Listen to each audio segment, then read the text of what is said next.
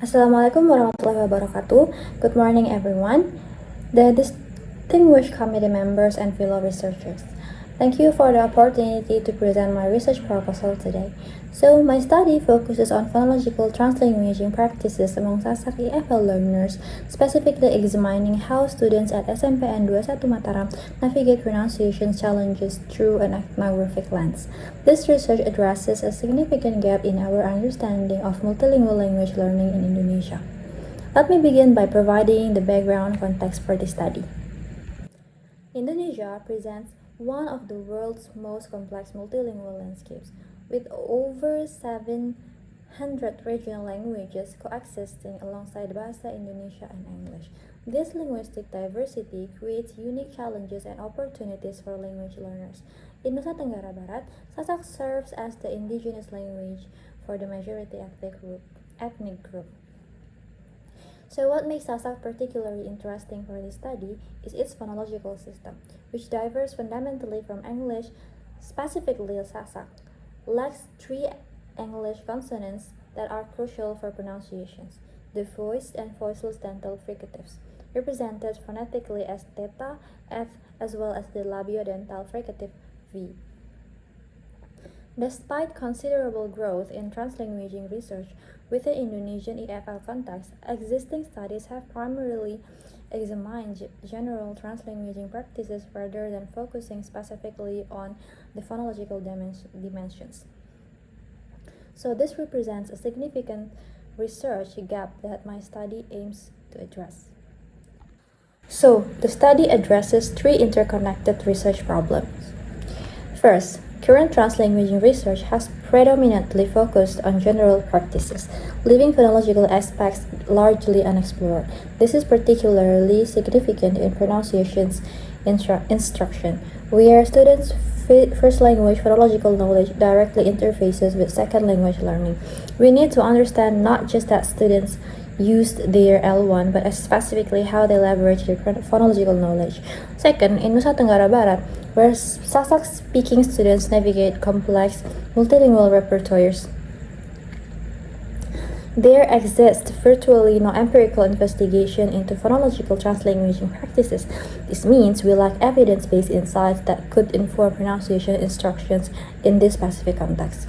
Third, the factors that shape students' phonological translanguaging practices remain inadequately theorized. We don't fully understand how classroom language policies, teacher attitudes, peer interaction patterns, and students' metalinguistic awareness influence their pronunciation strategies. And these problems inform my research questions.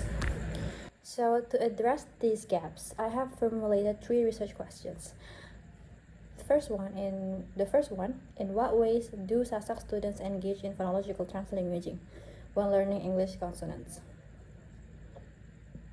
Specifically, theta, f, and v at SMPN 21 Mataram. This question examines the actual practices students employ. Research question 2. What sociolinguistic and pedagogical factors shape students' phonological translanguaging practices during consonant pronunciation activities? These explore the contextual influences on these practices. Research question 3. How do phonological translanguaging practices relate to students' approximation strategies for English consonants absent in Sasak? So this investigates the connection between translanguaging and the development of pronunciation strategies. This question guides to my research objectives, which the first, to describe and analyze how Sasak students at SMPN 21 Mataram engage in phonological translanguaging, specifically during pronunciation activities targeting the consonants theta, f, and v. We will document the specific practices students use. Second, to identify and examine the sociolinguistic and pedagogical factors that shape students' phonological translanguaging practices in consonant pronunciations context. This will help us understand what influences these practices. Third, to analyze the relationship between phonological translanguaging practices and students' articulatory approximation strategies for English consonants absent in their first language phonological system. This will reveal how translanguaging supports pronunciation development.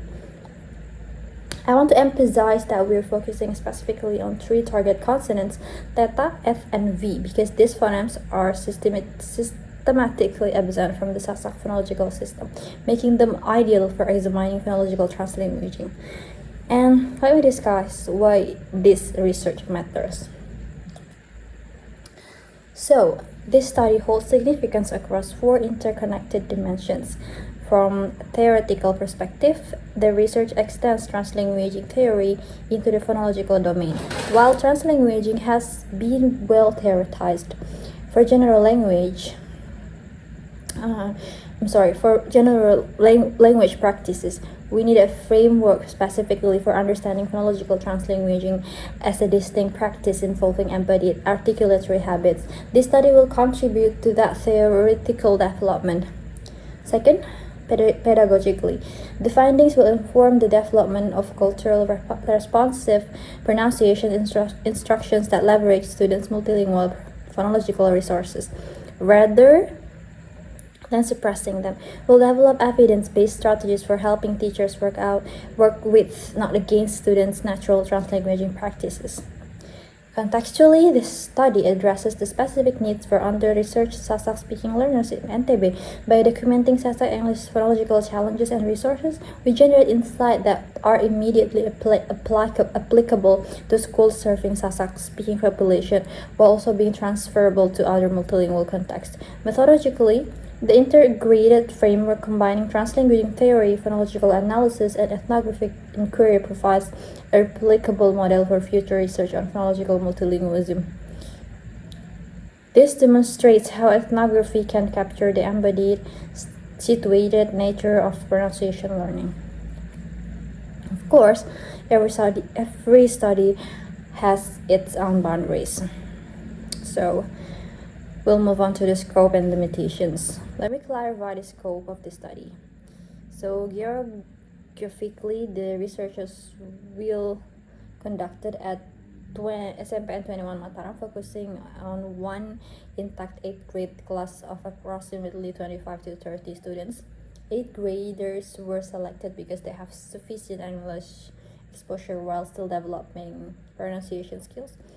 Linguistically, we're examining phonological translanguaging specifically at the consonant level, focusing on 3 English consonants absent from Sasak: theta, F, and V.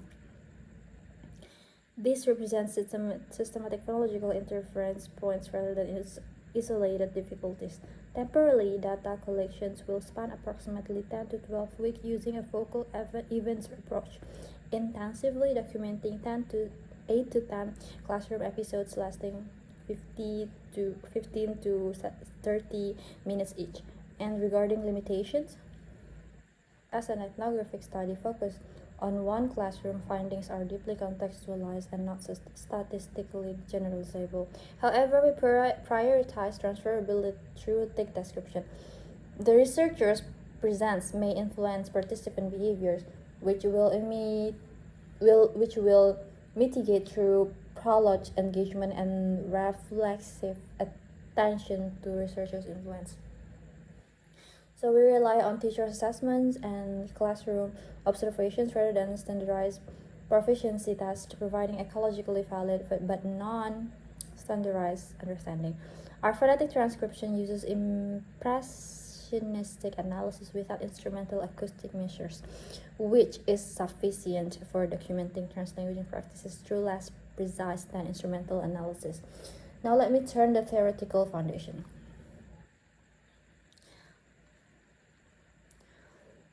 So in these sections, I will review the theoretical foundations and existing research that inform the study. Let me start with translanguaging theory.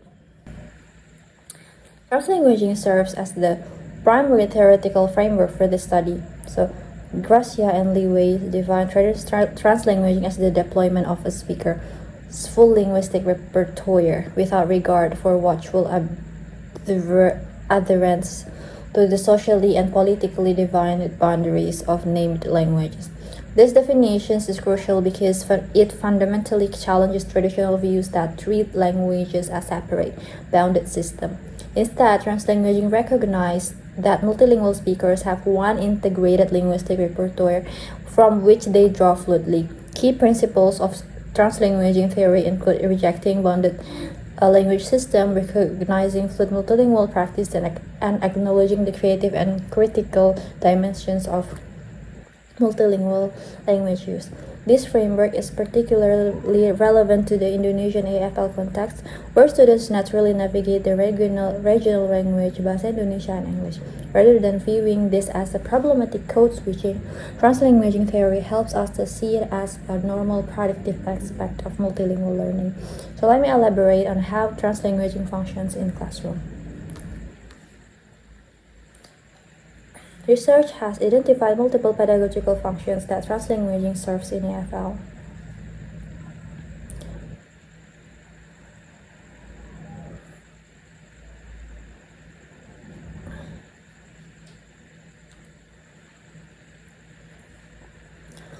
So the interpretive functions involves clarifying linguistic elements through cross-linguistic comparison. For example, when students compare the pronunciations of English sounds with similar sound in their first language. The managerial functions includes organizing classroom activities and interactions, such as when teachers use the first language to explain pronunciation tasks or group word instructions.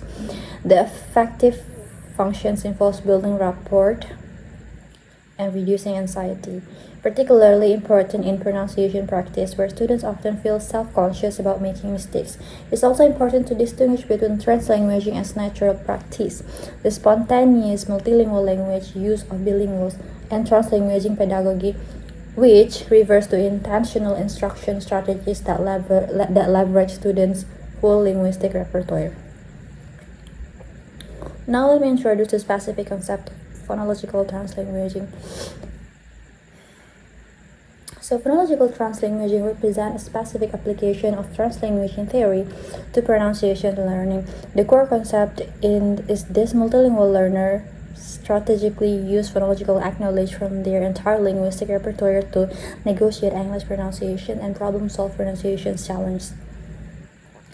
So key characteristics includes drawing on the first language articulatory patterns, making cross-linguistic phoneme comparisons, engaging in metalinguistic discussions of sound systems, using first language sounds as approximation starting points, engaging in collaborative pronunciation problem solving, and using embodied articulatory demonstrations.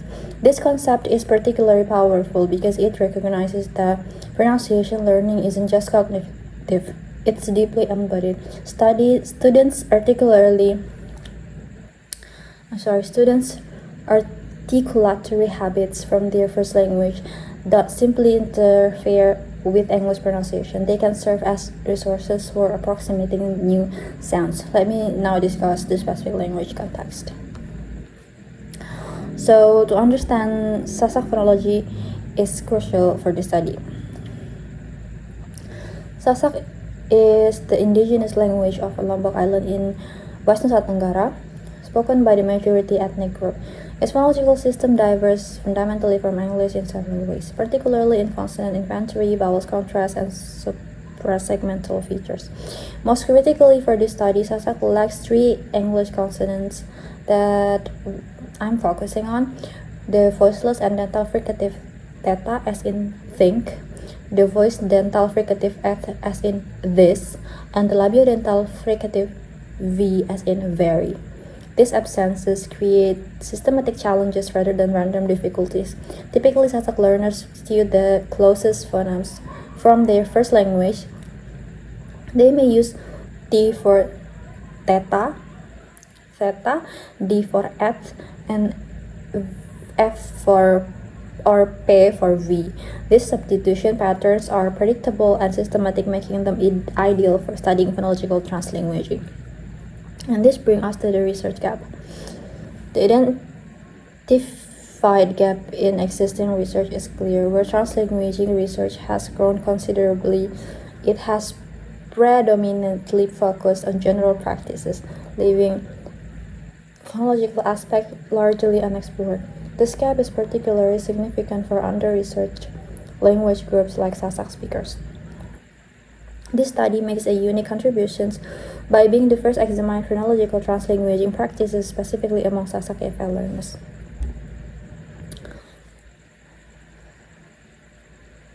And we're using an ethnographic approach to capture authentic classroom practices in their natural context. This positioning allows us to contribute both to translanguaging theory by extending it into the phonological domain and to pronunciations pedagogy by documenting actual classroom practices.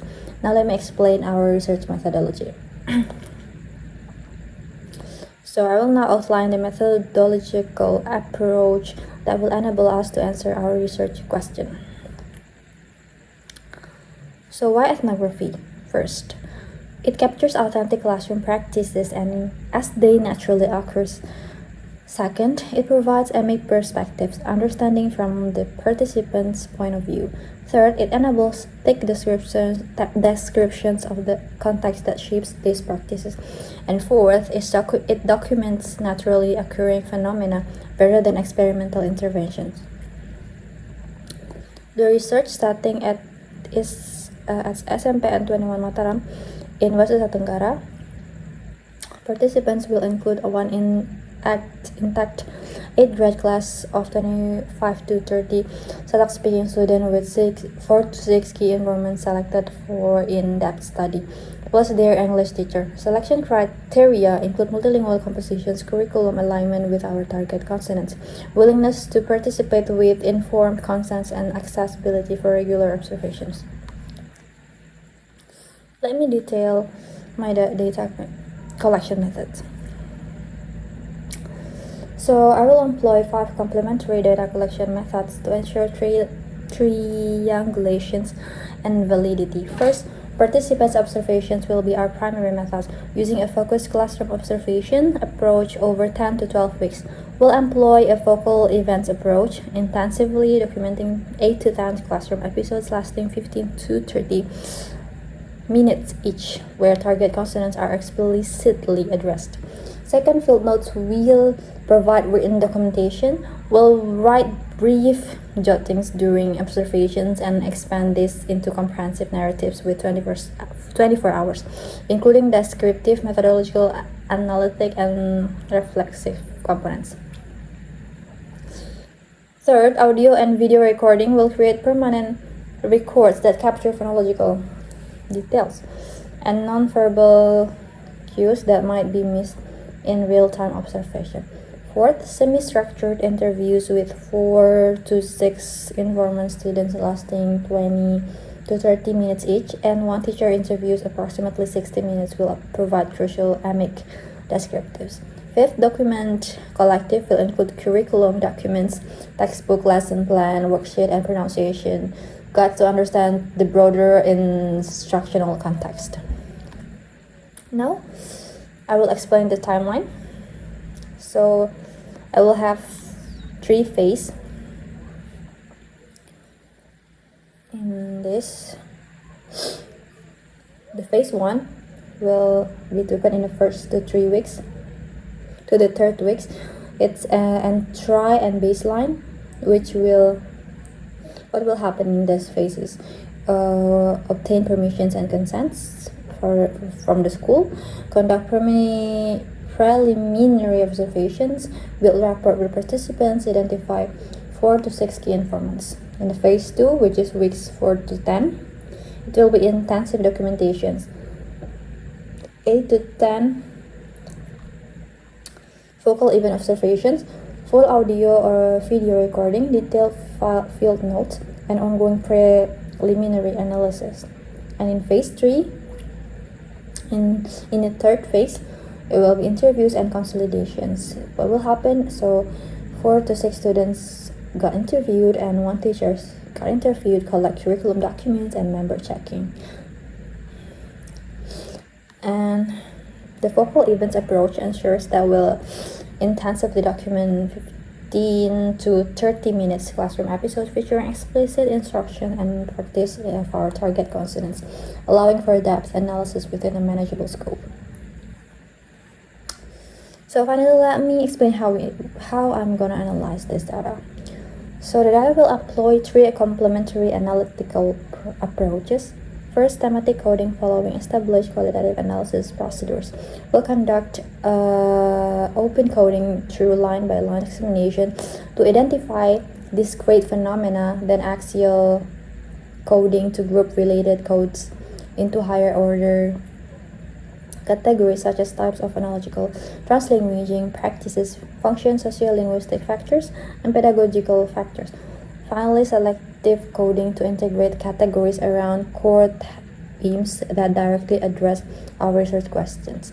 Second, phonological analysis to examine the linguistic features of students' English pronunciation. This includes contrastive phonological analysis comparing Sasak, Indonesian, and English sound systems. Phonetic transcription using International Phonetic Alphabet Notation to document actual phonemes produced and patterns identification to distinguish systematic errors related to L1 from variable patterns suggesting developmental learning. Third, moment analysis adapted from Leeway's framework to examine critical episodes when translanguaging occurs, analyzing sequential organization, linguistic features, and participant orientations. To ensure analytical rigor, we'll employ triangulations across data sources, member checking with participant, negative case analysis to refine understanding, peer debriefing, audit trail, documentation, and reflexivity practices to examine how researchers positionally influence interpretations. So let me conclude by highlighting expected contributions. So, to the field of applied linguistics, it will be extend translanguaging theory into the phonological domain and provide empirical evidence for embedded articulatory dimensions of multilingual. And for educators, it evidence-based strategies for culturally responsive pronunciations, instructions that leverage multilingual resources rather than suppressing them. And for policymakers, insights into how language policies can support rather than constraints students' natural multilingual learning process. And for under-researched communities, it will first comprehensive documentation of Sasak English phonological translanguaging, providing visibility to under-researched linguistic communities and generating insights in transferable to other multilingual contexts. So to conclude these presentations, this study basically will investigate phonological translanguaging practices among Sasak EFL learners through a rigorous ethnographic approach by focusing on 3 target consonants absent from the Sasak phonological system.